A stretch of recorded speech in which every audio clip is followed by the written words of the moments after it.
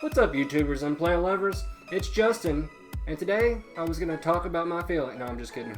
As you can see, I don't really have any plants out, but today I'm actually going to be transplanting and doing an update video on my Monstera Deliciosa.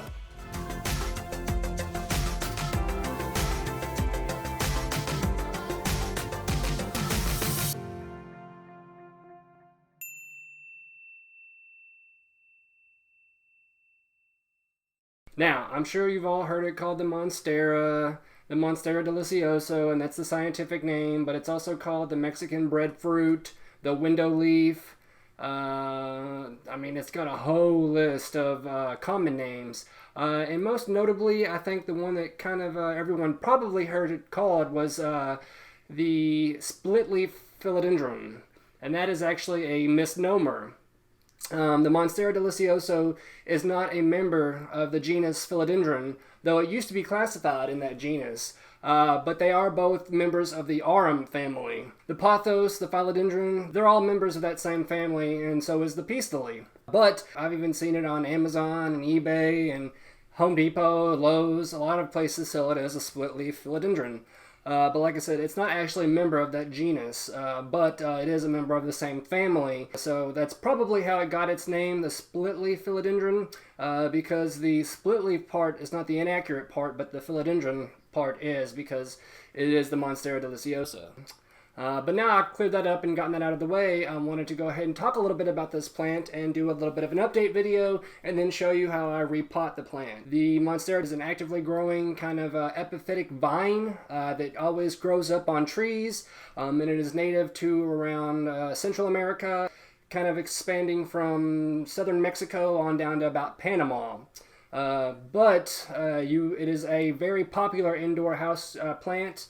And it comes in like a variegated form and a regular form. Though if you do get the variegated form, those leaves do not get as large as the normal Monstera leaves do. But a little interesting footnote, it is also called the fruit salad plant or the fruit salad tree.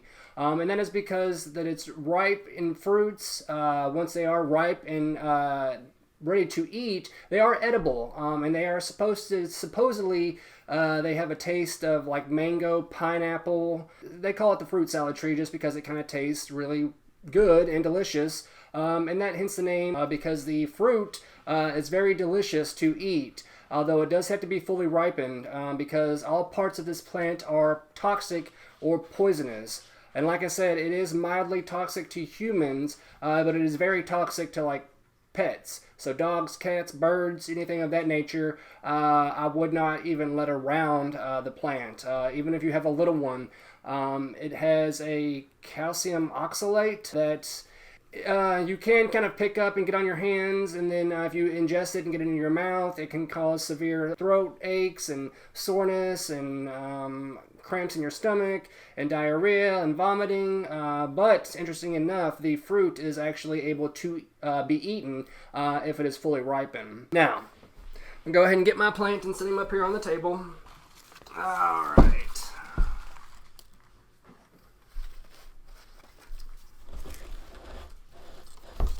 Now, about 2 years ago or so, I did a repot and update kind of a video on the Monstera Deliciosa, and I repotted it. Now look, and you can see that there was a bunch of water on my plant. I just went ahead and gave it a little bath to kind of spruce it up and hopefully make the soil a little bit easier to kind of manipulate and get it out of the pot, because these guys, they do grow fairly well, but they need to be repotted often.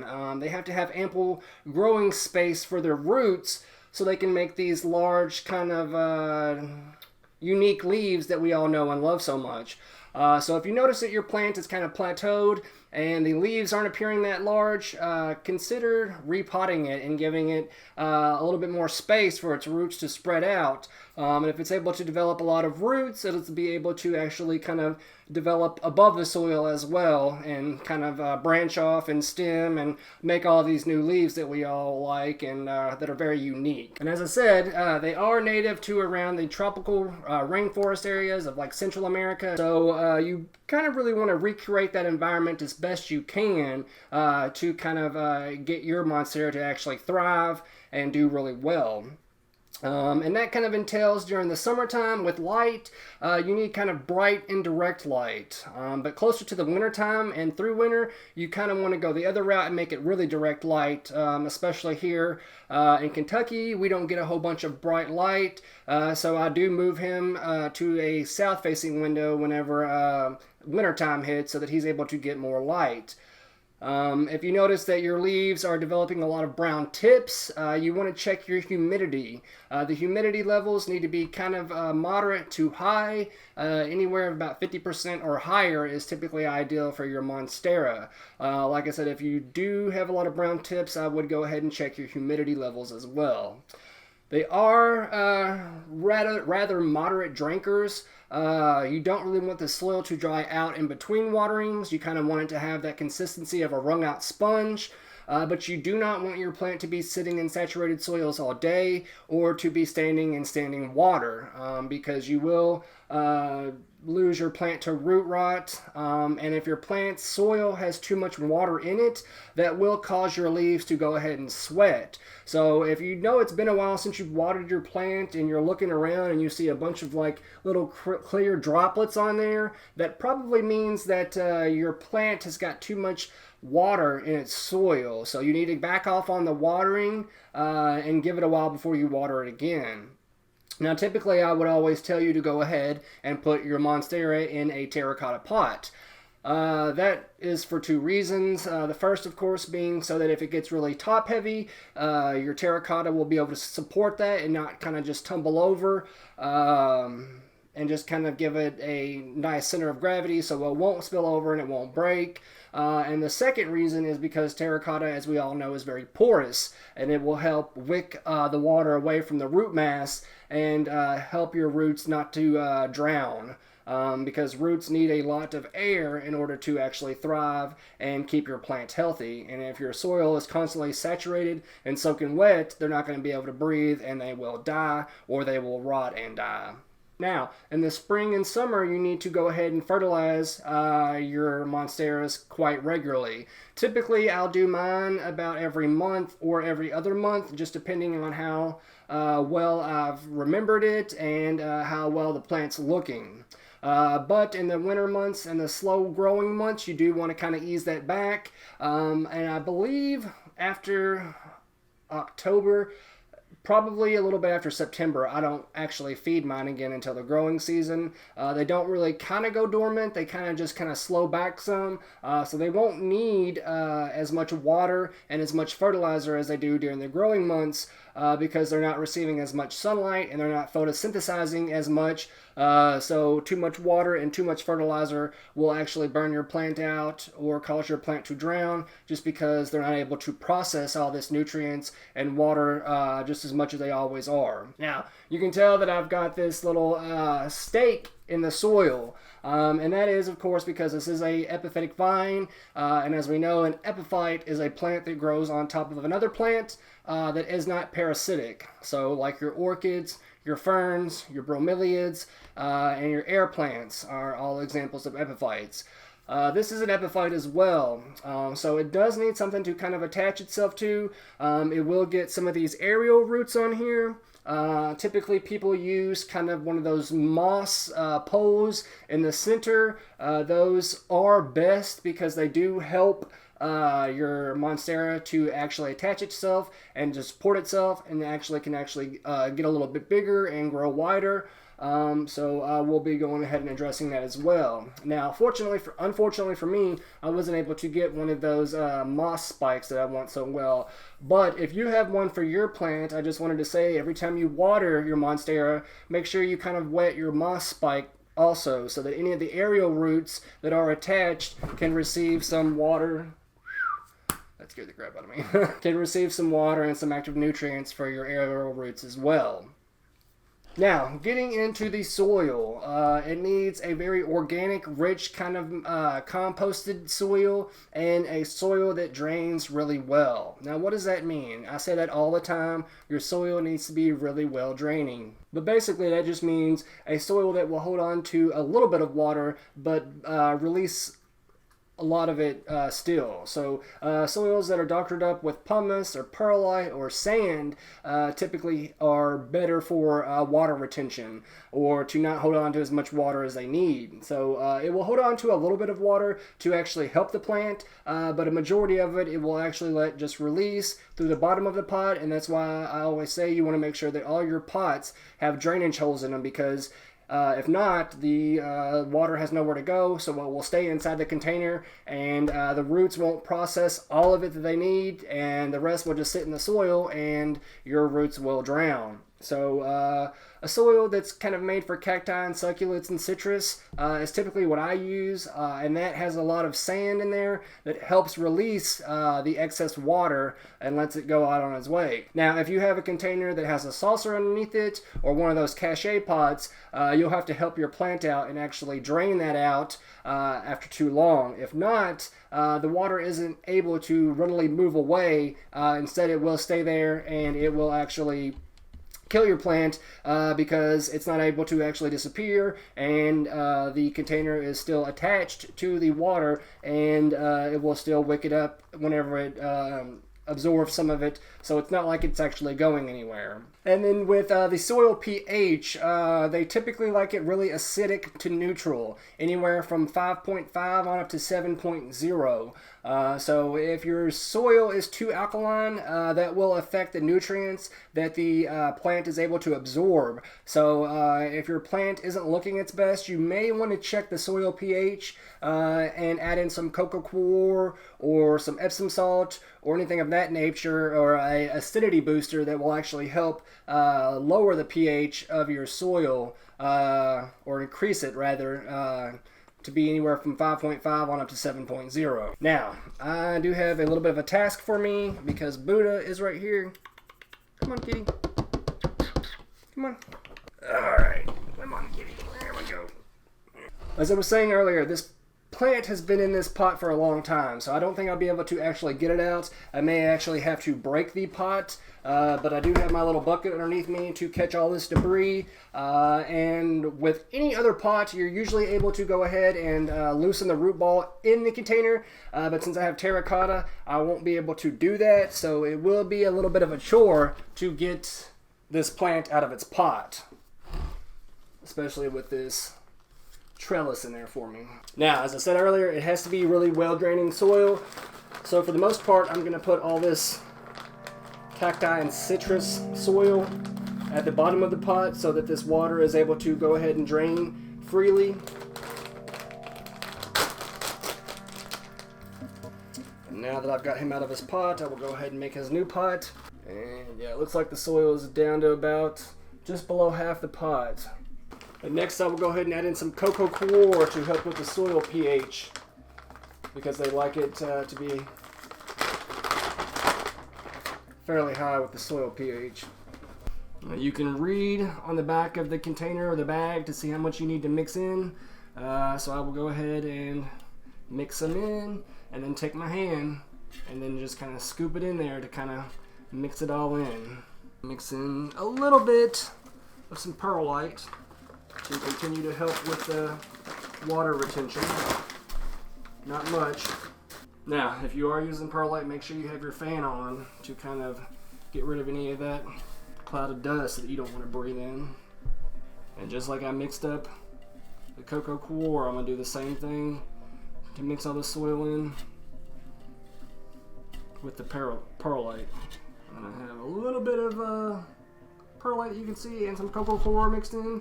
So that is nice. Now, when I have it about right where I want it to, I'm going to, like always, make a little divot in the center so that the roots have a place to sit on the inside. I thought about pulling that trellis out, but he's kind of really stuck in here. So just with my right hand, I am loosening up some of the root mass. They are really strong, kind of thick roots, you can see. So you do want to handle with care. You're not doing anything to kind of upset the roots or break them. You're just kind of lightly fluffing them just to kind of loosen them up just a bit so that they can spread out nicely in their new container. Now, as always, you can use your root rake to kind of get in there to not get your hands dirty. But always sanitize before you do that. And be very careful because these are kind of thick and tuberous. So if you're not sure that if you have soil or roots, you may end up ripping the roots out and causing a lot of harm to your plant. Now, you're able to mess some of the roots up.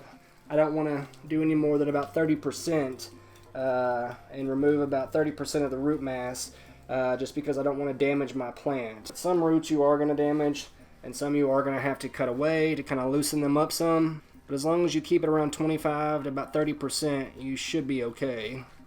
And as I was going to say, make sure you water at least 24 hours before you do this because these roots are so thick and tuberous and stuck together that if you do it with dry soil, you're going to be there a while for a couple of days. Alright, now like I was saying, you just kind of want to lightly get in there with your root rake or your fingers and just displace some of the soil to fluff up the roots and to loosen them up a bit. Just kind of knocking the soil away, and anytime you feel it getting tangled in around the roots, just lightly pull away. You don't want to rip them out, and all you're trying to do is just get some of the roots loosened so that once they're in their new container and around their new substrate, they're able to spread out easier than they would be if they're all in an entangled mess down in there. Alright, so that's about where I want him to be. And next, I'm just going to cut away just some of these roots just to give the plant a little bit more room in its new container to spread out. You're not removing all of them, just a little bit. Mainly I'm just removing the longer ones and just kind of trimming them back some. Now be careful, you don't want to remove any of the aerial roots that are there for kind of support. You just want to do the roots that are mainly below the soil. Alright, now next, you may want to actually inquire the help of somebody or enlist the help of somebody.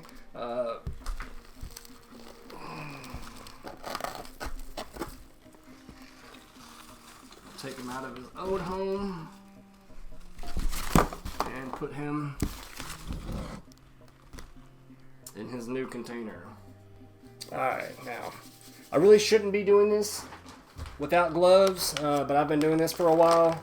And as I said, this plant is mildly toxic to humans and really toxic to pets. So you need to be wearing gloves or at least wash your hands as soon as you're done because irritation can occur if you get it around your eyes, your nose, or your mouth. And as always, you're just trying to apply soil between the plant's root mass and the new container. Now, as I said, these are epiphytes, so he is trying to attach himself to that little tree I have over there. Alright, now as always, as you put soil in, you just want to lightly tamp it down in and around there with your hands. And then you also want to mix in some perlite and some of this cocoa coir for added acidity and drainage. So don't just mix in just the soil. Mix in the right amount of cocoa coir with your perlite as well. And then as you add that in, you can just use your fingers to kind of fluff that down and around there to mix it up. That way you don't just have soil at the bottom and nutrients on top, because the roots need soil and nutrients everywhere they are. Alright, next I am using my Miracle indoor potting soil, as this is mainly an indoor plant with me. While it is in the summertime and spring, you can set him outdoors. But for the most part, he is going to be indoors with me. So I'm using this indoor potting soil mix that helps cut down on soil-loving pests. And then I use the cacti soil on the bottom to help with the drainage.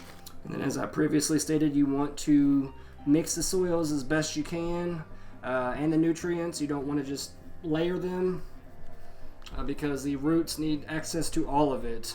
And if you're not tamping the soil down, your plant won't be in there as sturdy, and air bubbles will remain around the roots and in turn cause havoc on the roots and consequently kill your plant.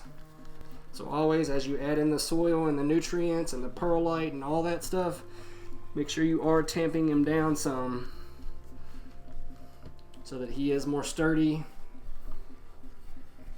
and he won't die from all that air bubbles around the roots. Now, it's not enough just to tamp the soil down. When you're done, you should go ahead and water it. That way the water will remove any other air bubbles that tamping will have missed. And as long as you don't see any roots, you don't have to keep adding soil every time you tamp it down. Now, you don't want to cover the aerial roots, the ones that are coming out of the stems, because those are there for support. They're not there to absorb nutrients and water, just as the regular roots are. Now, they can absorb some water. Now, just for added support, I've got one of these sturdy stakes that I may stick in there. It looks like he's leaning a little bit, so I may stick one of these in there to help tying back. Now, these sturdy stakes aren't here to let your plant grow up on. These stakes are here so that you can attach your plant to it, and then it will grow up and support on the support stake. But it won't be able to attach itself to it. If you're wanting to go that route, you could get one of those moss poles, but you'll still probably end up having to attach your plant to that stake as well. Now, interestingly enough, this plant was introduced into cultivation in England, I believe around 1752. So this has been a house plant for quite some time, and they are very unique, highly sought after house plants, just because they do so well indoors in our conditions. And the little holes are called fenestrations. So if you don't see holes on your newer leaves,